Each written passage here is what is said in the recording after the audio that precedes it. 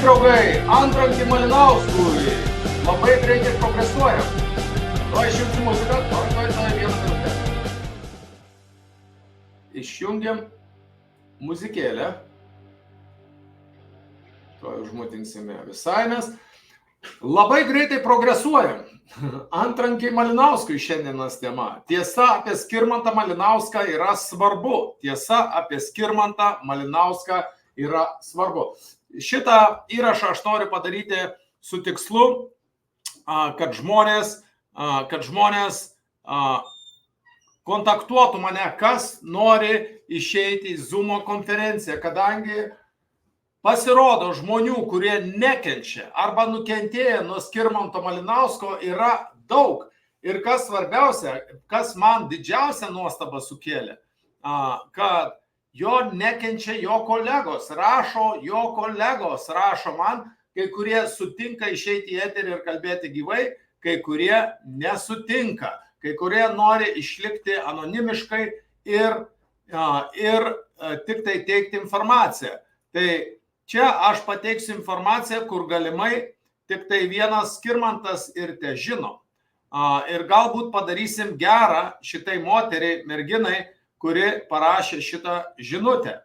Ar ne? Dabar visų pirma, aš noriu pasakyti, kad ta informacija yra kol kas tik tai žinučių susirašinėjimai lygiai. Aš neturiu įrodymų dėl kitų nukentėjusių asmenų. Čia man žmonės turės patys pateikti, tapatybė turės, bet iki teisminis yra kreiptasi, kad būtų iškelta baudžiama byla Skirmantui Malinauskui ir kad būtų pradėtas iki teisminis tyrimas, nes šitas žmogus to tikrai nusipelno.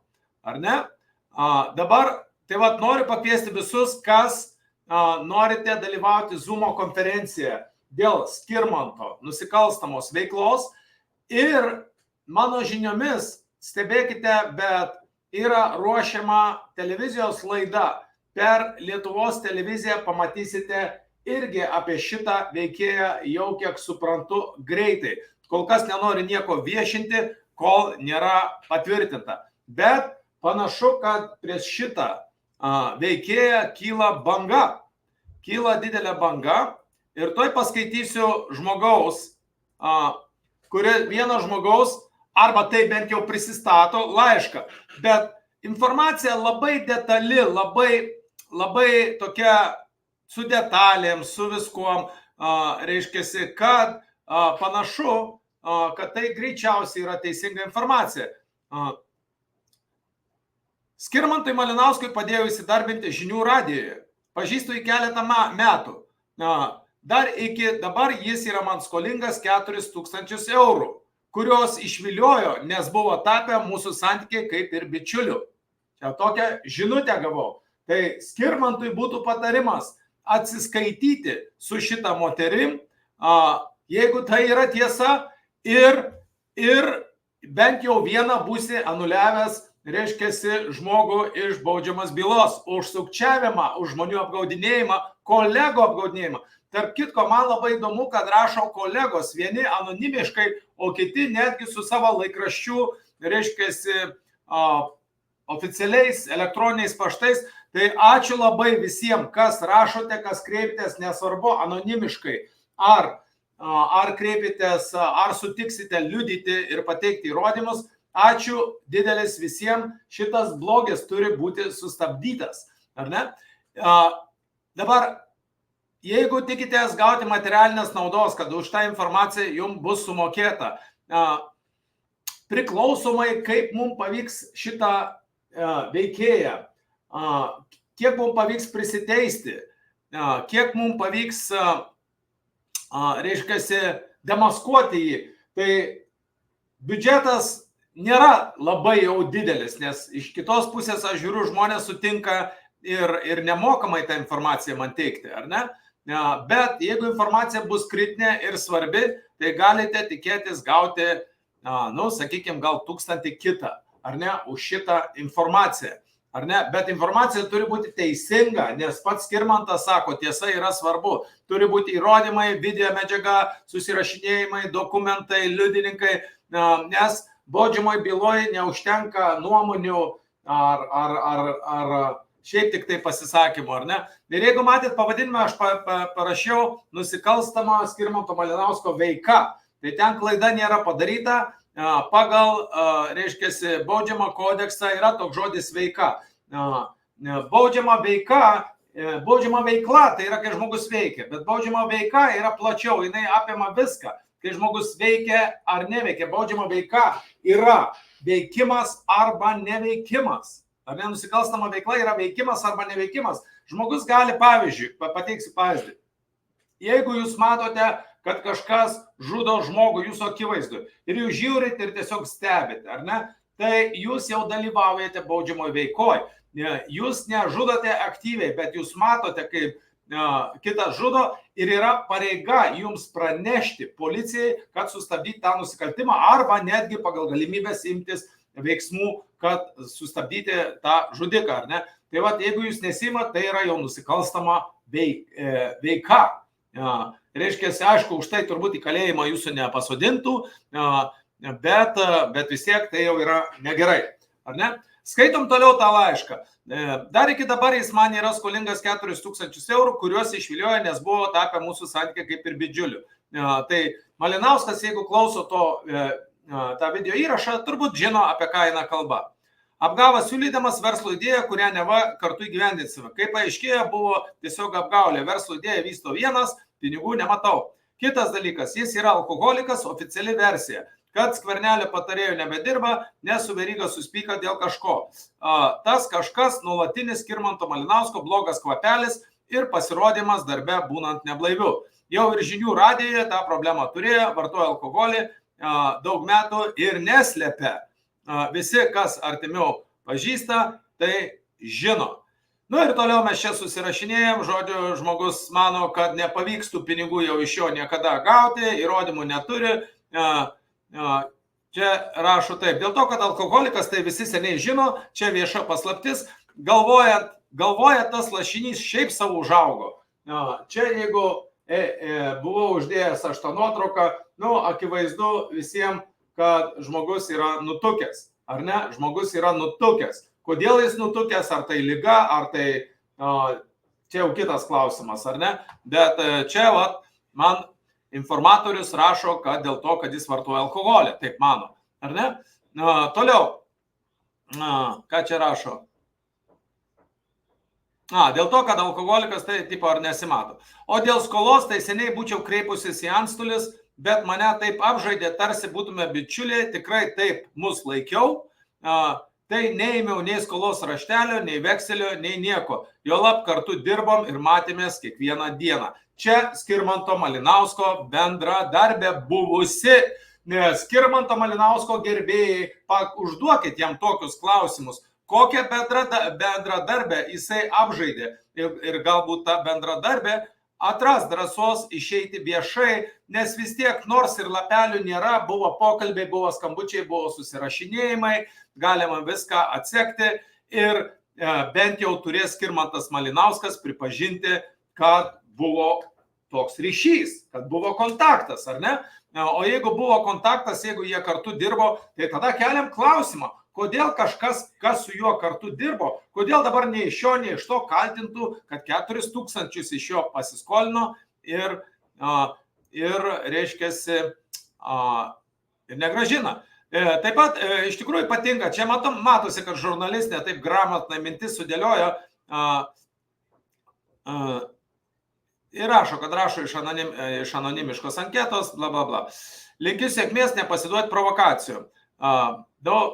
Dar čia mano agentą pažįsta, tai va taip tik parodo, kad žino ir apie mane, mano situaciją, matyt tokia kaip ir.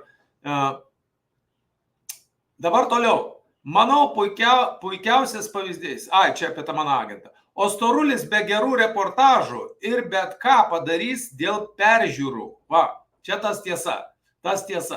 O Storulis be gerų reportažų ir bet ką padarys dėl peržiūrų. O tie paskui sekantys pasižiūri vieną video ir paskui jiems čia iš karto tiesa.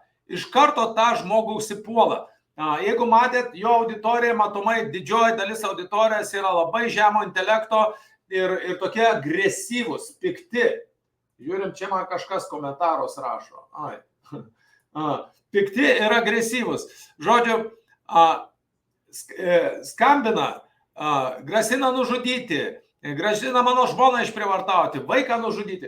Žodžiu, va tokie komentarai ir aišku, viską tą mes renkame, fiksuojame ir yra perdodama policijai. Policijai pareiškimas parašytas apie kaip viskas toliau tyrimas vyks, dabar tik tai renkam medžiagą, duosime žinoti vėliau, ar ne?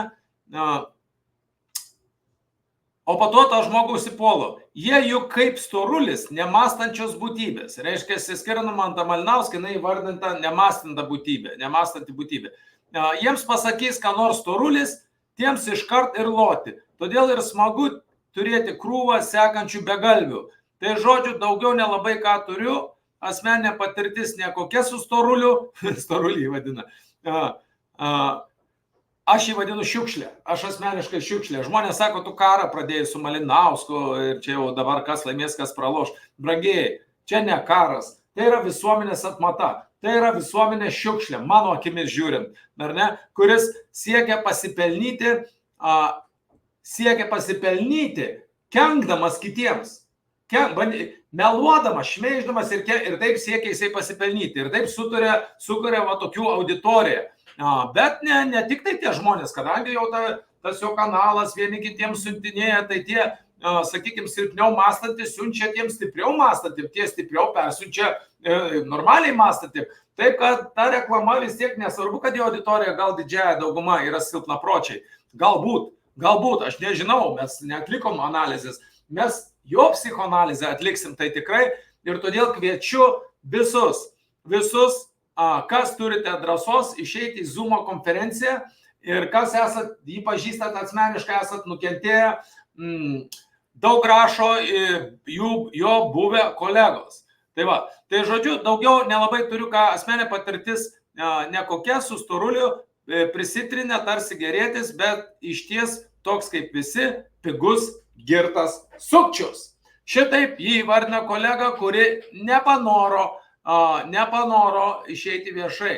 Bet man atrodo, aš paviešinęs tą laišką, ar tik nebus, kad Skirmantas Malinauskas bėgs sugrąžinti pinigus, kad tik tai šitas žmogus nebekalbėtų. Tai manau, padarysiu gerą ir jau, nors man iš to naudos nebus, nes gavusi pinigus, moteris, aišku, jinai neliudys ir nepadės greičiausiai, nes jos problema jau bus sutvarkyta. Jeigu jisai grąžins tos pinigus, mano patarimas būtų grąžinti. Kodėl? Todėl, kad moteris, arba prisistatanti moteris kolegė, nors ir mano, kad pinigus palaidojo, bet manau, kad jinai klysta, nes jinai mano, matomai neišmano teisinių dalykų. Ir visi kiti, kas gal esat paskolinę pinigus ar kažką ir buvo pažadėta, atminkite, kad teisėje teismuose yra įteisinama ne tik tai raštinis susitarimas, įteisinama ir žodinis susitarimas. Mes nekilnojamam turte turėjom atvejį, kai buvo turtas perduotas žmogui, kuris prižiūrėjo ligonį žmogui, jis po to mirė, bet nebuvo parašytas testamentas.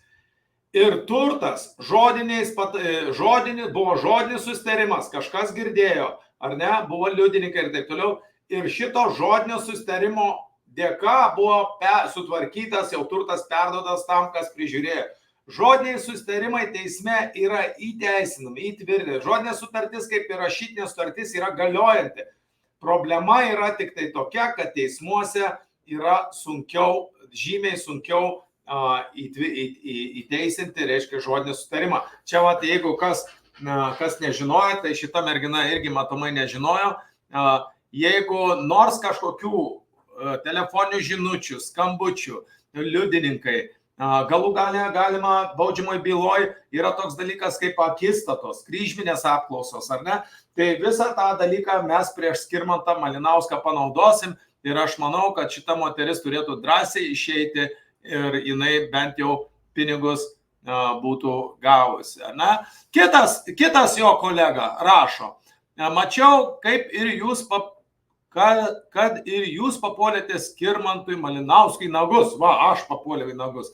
Nu, kad čia kolegai perduočiau, kad ko gero šitas šiukšlė papuolė į mano akiratį, į mano dėmesį ir dabar kapstysime jį tol, kol bus pasiektas tas tikslas ir parodysiu jums epizodą, kaip jam buvo įteikti antrankiai. Labai įdomus toks simbolinis dalykas įteikti antrankiai, bet man atrodo, kad jis antrankius gaus tikrus, ne tik simboliškai. Mačiau, kad ir jūs papuolėte Skirmantui Malinauskui į nagus. Į kokius nagus? Tai yra nutukęs kiaulė. Kaip aš galiu papulti jo nagus? Kiaulė neturi nagų. Aš kaip veterinaras žinau, kas yra nagai. Su gyvūnėliais dirbęs, aš studijavęs veterinariją, išmanantis kūno ląsteles ir psichologiją. Ar ne? Kokie nagai? Tai yra šiukšlė, kur dauguma žmonių tiesiog nenori teptis rankų ir tingi gaišti laiką. Tai tokia pat buvo mano irgi pirminė reakcija, kad net šunys loja, karavanas eina, ar ne? Bet dabar šitas veikėjas prisiprašė, ar ne? Prisiprašė. Ir dabar jo visą praeitį, iki vaikystės, iki gimimo, išstudijuosime, išnarsysim po kauliuką ir žiūrėsime, jau mes turim rimtų įtarimų, iš tikrųjų jam jau yra ruošiama antra baudžiama byla. Ir kažkokiam jis pasakė, turiu dvi bylas. Tai galvoju, viskas vyksta pagal visatos dėsnius, ne viskas tie toks sinchroniniai įvykiai dabar viskas dėliojas, ar ne? Ir, žodžiu, mačiau, kad ir jūs papuolėte Skirmantui Malinauskui į nagus. Kartu studijavome, tai studijų metais labai daug gerdavo alkoholio. Kiek žinau, tai daro iki šių dienų.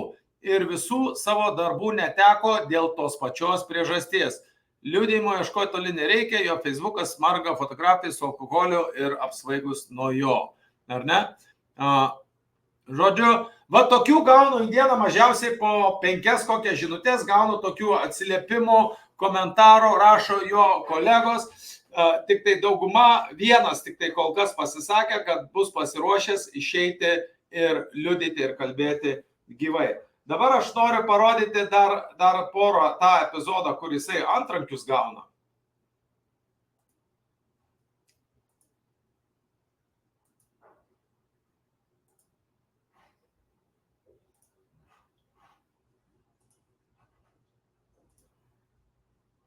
Va, čia epizodas, kuris gauna antrankius. Taip. Žiūrėkit, jo reakcija, kai gauna antrankius, ar ne? Tai aš abejoju, čia kolegos jam įteikė antrankius simboliškai, bet aš taip įtariu, kad kolegos greičiausiai bus kaip ir gal tokį juodą humorą pajungia ir, atseit ten seksualiniam žaidimam irgi humoras, antrankiai humoras ir jisai va taip nustebo dėl tų antrankių. Bet man atrodo, kad tos antrankius jisai turėtų gauti greitai realybėj. Man taip kažkaip intuicija sako. O gyvenimas yra, fantazijos.lt dovanoja tau dovanų, kad tu nepamirštum žaisti ir atsipalaiduoti. Žiūrėk, aš tau parodysiu. Tai yra antrankiai. Žiūrėk, čia tai... Žmogus džiaugiasi gavęs antrankius. Čia geras ženklas. Vadinasi, jis nori antrankių. Panaudojama. Kitą kartą, kai nesutiksinai gulėti per tavo epizodą. Čia kaip rekvizitas puikiai panaudojama. Jeigu matysim, kad Malinauskas... Rekvizitas jam labai ir jisai nori pamatyti kolegą, nori pamatyti Malinauską su antrankiais.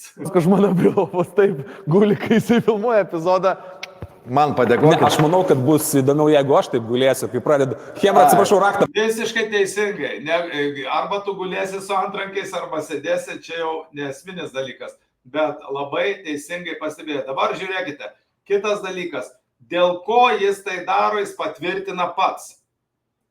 Kaip veikia piramidės principas. Jeigu iš tikrųjų tokių žmonių, kurie tai padarys, bus daug, apie šitą video sužinos visa Lietuva. Ir tai būtų didžiulė pergalė, todėl kad tai apsunkintų gyvenimą tiem žmonėm, kurie turi labai daug pinigų.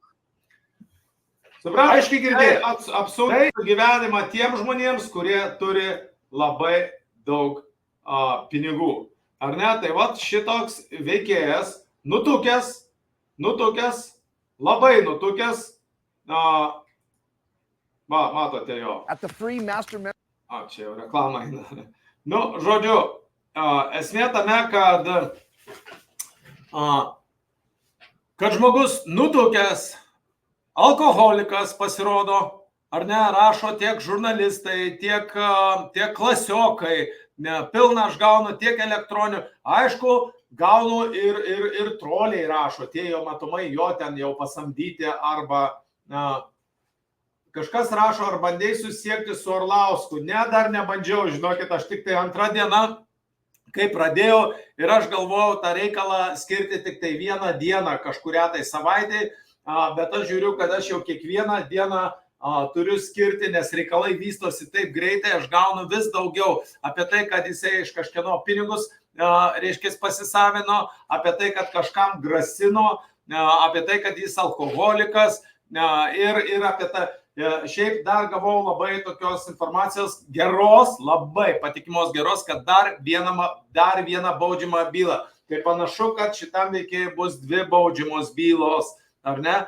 Ir tiek, daugiau kol kas negaliu sakyti, kadangi tai yra informacija jau skirta tik tai teisėtvarkos, teisėsaugos organams, ar ne? Bet būtinai susieksim su Orlausku, būtinai susieksim, nes jau man čia ne vienas žmogus sako, kad Orlauskas turi turėti informacijos. Tai va, užtek šiandien tiek, toks tikrai trumpas, tai šiandien buvo tiksla, trumpas su mano, lyginant visais streamais, kur trunka po valandą ir po 2, bet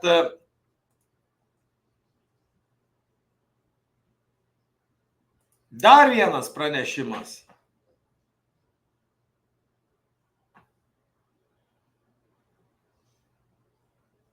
Žada pateikti įrodymus. Kažkokius. Žodžiu, gaunu ir ant kiek tai yra rimta medžiaga, nes kol kas dauguma žmonių savo tapatybės nepaviešino ir nepatvirtino, ne tik tai siunčia man informaciją. Ir aš puikiai suprantu, kad bus siunčiama informacija ir melaginga, tai čia visi tie troliai galit nesivarginti, negaišti laiko. Aš dirbęs su kriminaliniu pasauliu ir esame uždarę organizuotus nusikaltėlius, ne vieną ir ne 2. Tarp kitko, va, čia kad suprastumėt, aš kiek matau, mano pirminė tokia įžvalga, kad tai yra nusikaltėlis, tai yra turto prievartautojas, kuris naudoja visai kitokias metodikas, ar ne? Anksčiau, sakykime, kai mes 90-aisiais metais uždarinėjom tos banditus, ar ne, tos reketininkus į kalėjimą, tai jų metodika kokia buvo? Aišku, melas, šantažas, melas, fiziniai susidorojimai, užpuolimai, grasinimai ir taip toliau. Ir tai būdavo realios grėsmės. Į mano gyvybę ne vieną kartą buvo kesintasi, bet kadangi pats ir sportavęs, tai vieną kartą apsigyniau nuo montiruotės, įsivaizduojat, Dievas mane saugo, brangiai. Reiškia, puolė dviese su montiruotė, bet pavyko apsiginti ir užpuolikai pabėgo. Čia visiems grasintojams, kurie rašote, neva, bet visi puikiai žino, kas šneka, tas nedaro, ne?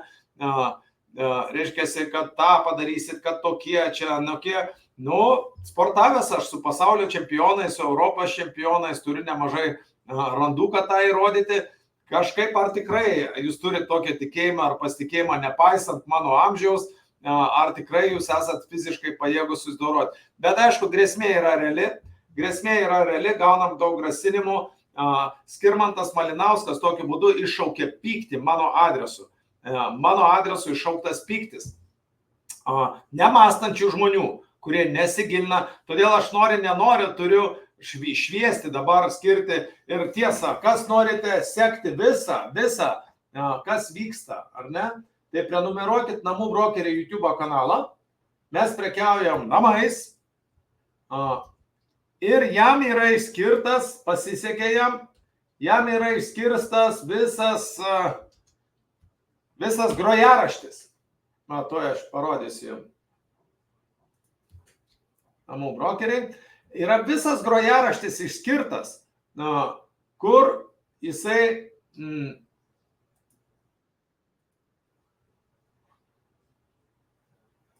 taip, namų brokeriai. O.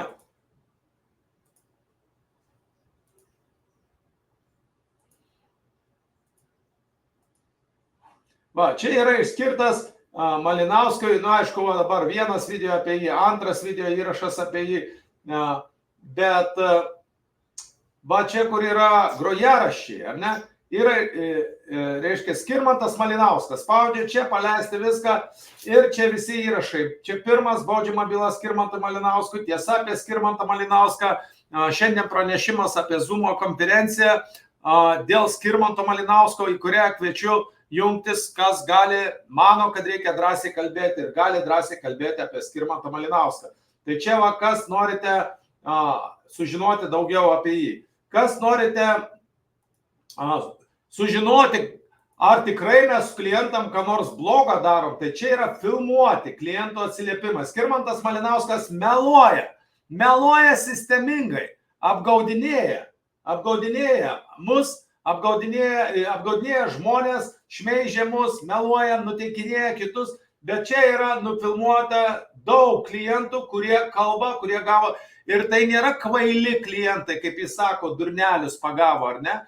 Tai yra labai protingi žmonės, verslininkai, kurie parduoda namus, jie ne bendrabučius parduoda, ne lūšnelės, mes pardavinėjame jų brangius namus. Tai yra intelektualų žmonės, bet Skirmantas Malinauskas sako, kad ten kvaileliai, ar ne? Nu tai dar kitas dalykas, čia jau netiesiogiai, jisai jau šmeižia ir mūsų klientus, ar ne?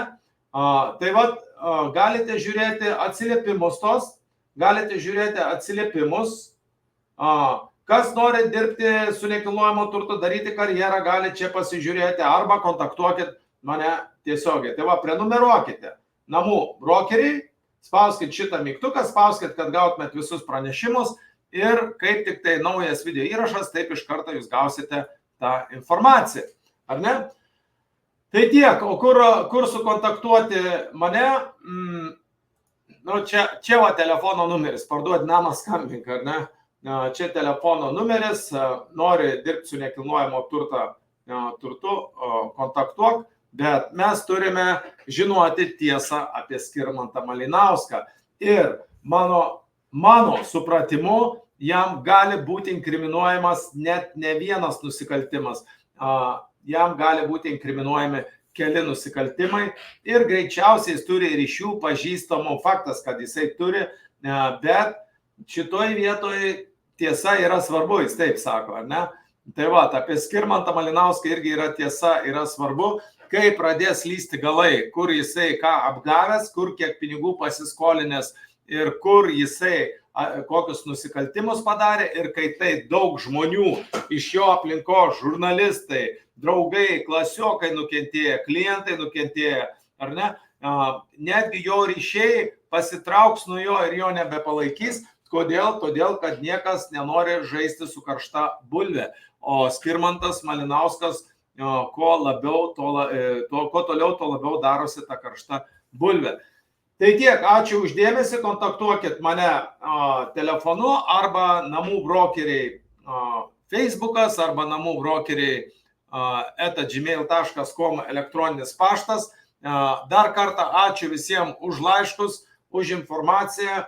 Kaip ir minėjau, laukite jau nacionaliniai televizijai. Apie šitą veikėją bus kalbama, kažkoks epizodas bus apie šitą veikėją kalbama.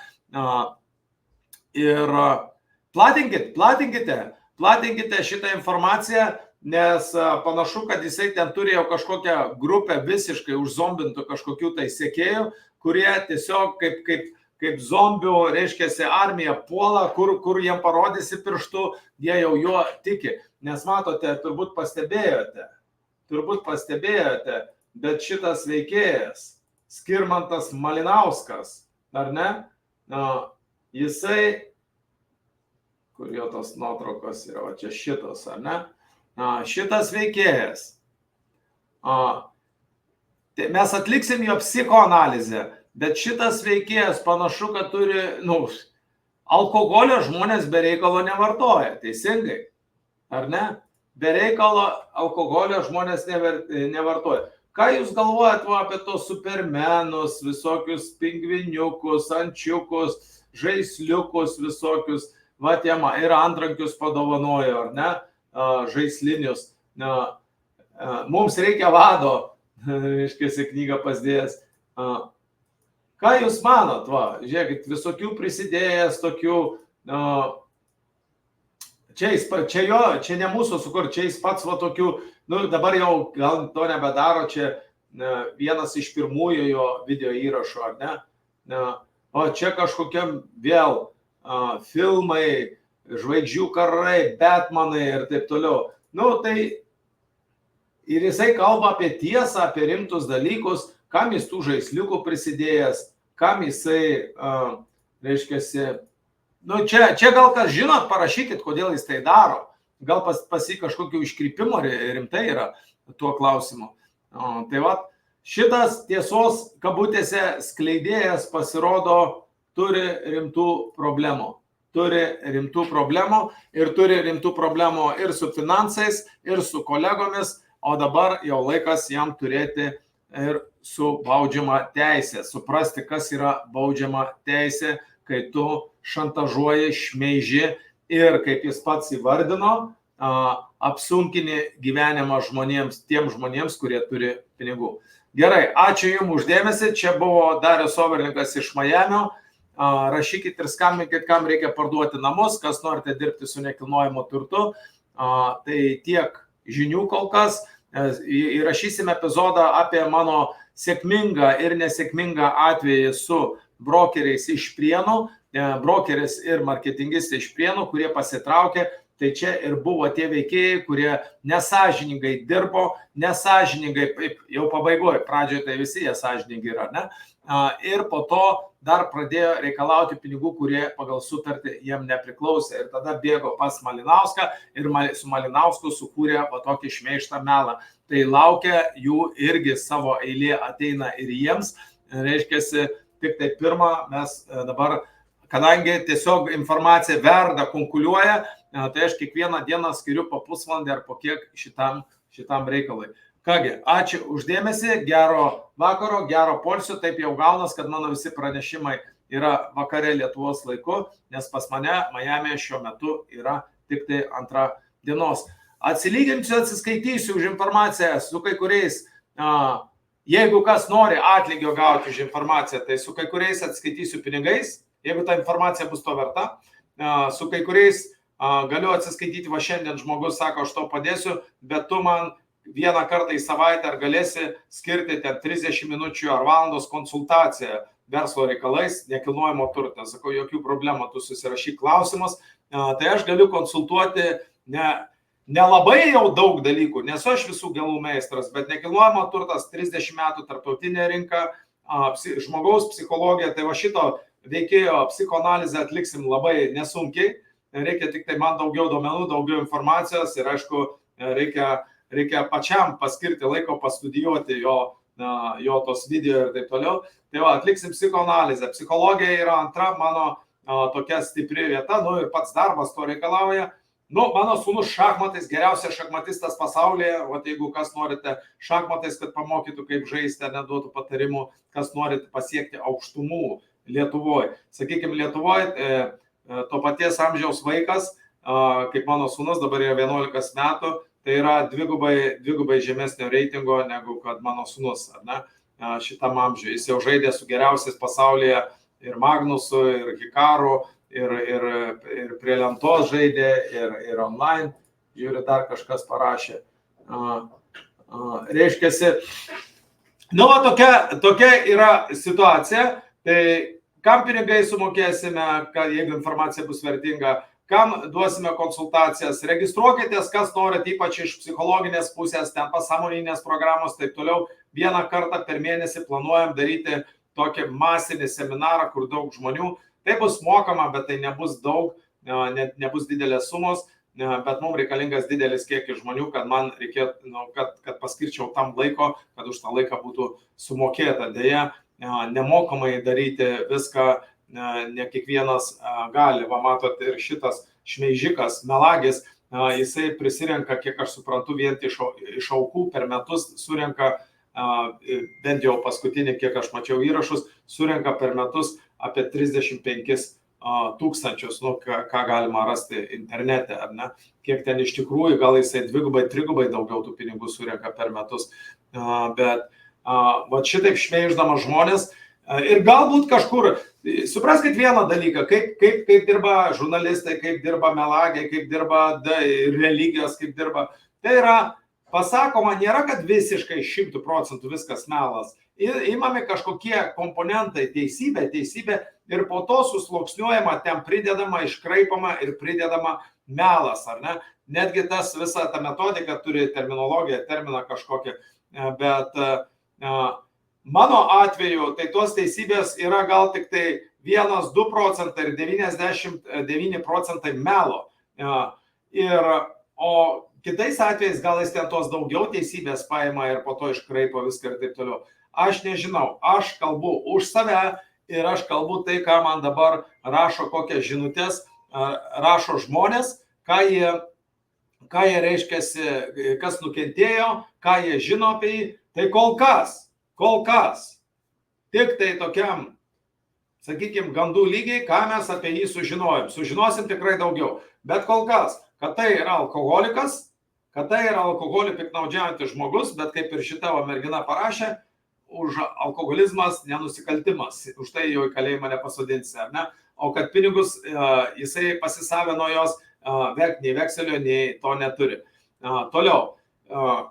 Kitas dalykas, kad į pinigus jis yra labai stipriai orientuotas, kad netgi po dėdės mirties praėjus 2 dienom jau terorizavo sugyventinį ir metė lauk į gatvę ar kažkas, 2 dienom po mirties lavonas dar nešalas.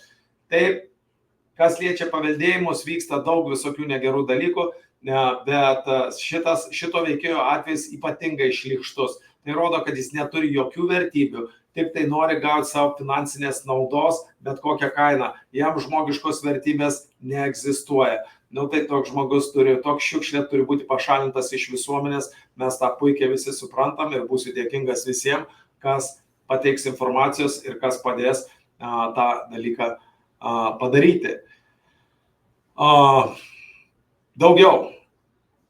Viskas. Zoomo konferencija. Dabar aš noriu, matote, aš dabar vienas kalbu, žinot kaip, žodis prie žodį atrodo kol kas, ar ne? Policija dar savo išvadų nepadarė, kol kas žiūrėsim, ką policija tuo klausimu žiūrės, nes yra grasinama susidorojimu, išprievartavimais, nužudimais, tai yra realios grėsmės, ar ne? Tai jie ten turės atlikti tyrimą, nustatyti IP adresus ir taip toliau. Žodžiu, turės policija daug darbo, bet šitą reikalą inicijavo šitas veikėjas, kurio tikslas yra pakenkti žmonėm, kurie turi pinigų. Ačiū uždėmesį, Darius Oveningas iš Majamio ir iki malonaus gero vakaro, gero poilsio. Dar mano gerbėjim darysiu streamą, tai jeigu kas nori dar manęs paklausyti, tai darysiu streamą per mano asmeninį Facebooką, bet ten jau tikrai ilgai negalėsiu kalbėti, nes turiu šiandien dar daug reikalų sutvarkyti. Bet aišku, šeimos apsauga, verslo apsauga yra taip pat svarbus reikalas ir todėl aš jį turiu tvarkyti. Gero vakaro, gero poilsio. Ate.